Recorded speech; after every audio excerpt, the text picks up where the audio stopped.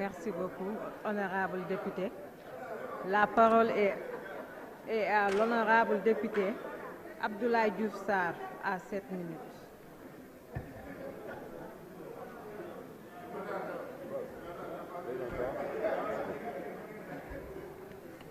Je vous remercie. Monsieur le ministre des Finances et du Budget, Monsieur le ministre en charge de la fonction publique, Monsieur le ministre en charge des relations avec les institutions, chers collègues, j'aimerais effectivement noter que quand on évoquait l'administration en son temps, en termes de mots-clés, on soulignait souvent lenteur, laxisme, bureaucratie, etc. Mais nous savons qu'avec le plan Sénégal émergent, la préoccupation de performance et de compétence et de compétitivité est introduite désormais dans les stratégies. Il y a eu beaucoup de réformes d'ailleurs qui sont passées dans ce sens. Le paradigme a changé. Maintenant, dans les administrations, on pense résultat, on pense efficacité, on pense efficience. C'est pourquoi, Monsieur le ministre, je soutiens le PAMA. Je soutiens ce programme qui me semble être l'un des programmes les plus importants du pays parce que devant traverser l'administration pour que nous puissions avoir à terme une administration efficace. Monsieur le Président, vous n'avez pas fait fonctionner le chrono. Ah, j'ai 7 minutes, je n'ai pas constaté. Je croyais que c'était 5. Je parlais donc du PAMA. Je vous encourage. Il faut vraiment y aller. Mais je rêve d'avoir une administration totalement digitalisée. Le zéro papier doit être introduit dans nos administrations.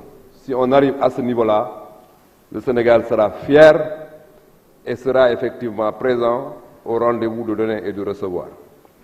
La notion de délai aussi.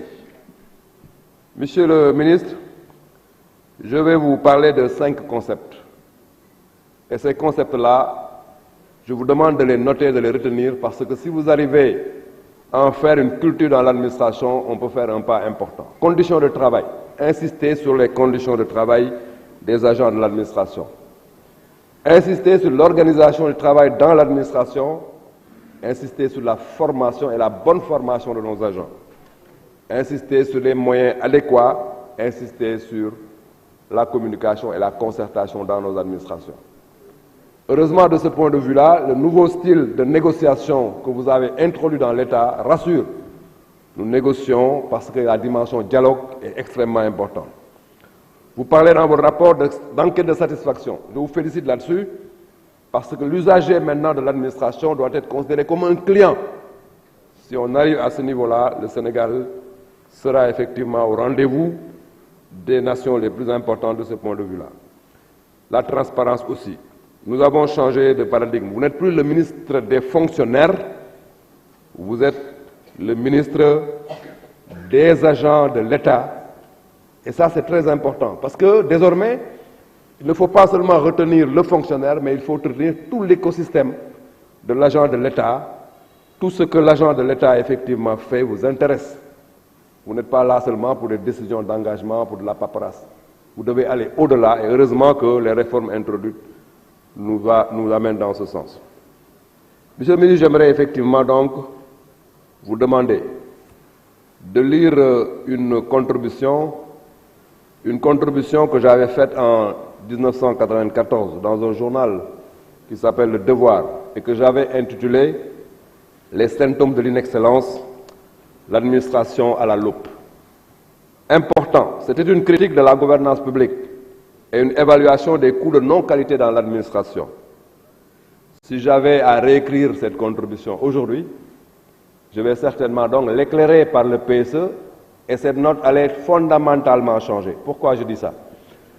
Quand on aborde l'administration et qu'on entre dans l'administration fiscale, mais on se rend compte qu'on est presque dans l'environnement de l'entreprise, de l'efficacité de l'entreprise publique. Et ça force le respect. C'est très important. Quand on aborde l'administration et qu'on va dans les sphères de Diamniadio, on se rend compte que l'administration a changé du point de vue de l'ergonomie de la gestion publique. Quand on voit aussi les profils et les compétences qu'on a dans l'administration sénégalaise, on se rend compte qu'on n'a rien à envier à l'entreprise privée. Et je crois que c'est cette dimension-là qu'il faut consolider, Monsieur le ministre. Monsieur le ministre, pensez aux fonctionnaires qui sont dans les zones reculées. Important. Ils doivent avoir quelque part une certaine discrimination positive dans leur relation avec l'administration centrale. Ça me paraît important. Je pense aux médecins, je pense aux infirmiers, je pense aux sages-femmes qui sont effectivement dans les zones reculées. Je vous encourage pour la transparence. Allez-y effectivement pour la transparence dans le recrutement. Je sais que c'est transparent. J'ai été ministre de la Santé et de l'Action sociale et j'avais un représentant dans la commission. J'avoue que, en tant que ministre, j'avais des préoccupations, mais je ne pouvais absolument rien changer fondamentalement dans le schéma de travail de l'administration et j'avais effectivement les résultats de la commission. Et ça, c'est très très important. Continuer, mais dans la perception générale, on peut avoir l'impression qu'il y a quelque chose, mais je peux vous assurer que ce n'est pas le cas. Il faut poursuivre dans cet objectif de transparence. Je vais donc enfin terminer par une note importante.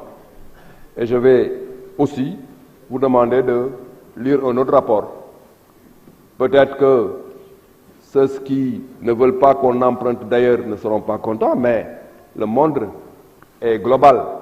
Il faut lire un rapport qu'on appelle le rapport Ribou, qui s'appelle Modernisation et mode d'emploi. Et vous verrez effectivement que désormais, la gestion publique et la gestion privée n'ont plus de différence. Votre efficacité que vous recherchez doit être une efficacité qui cherche l'efficience, la rentabilité, mais la rentabilité en termes donc de résultats attendus pour l'intérêt général. En tout cas, je vous félicite. Vous connaissant, je sais qu'effectivement, vous êtes l'homme qu'il faut à la place qu'il faut. Je vous remercie. Merci beaucoup, honorable. La parole est à l'honorable député Sanou Dione. L'honorable député Chérif Ahmed Diko se prépare.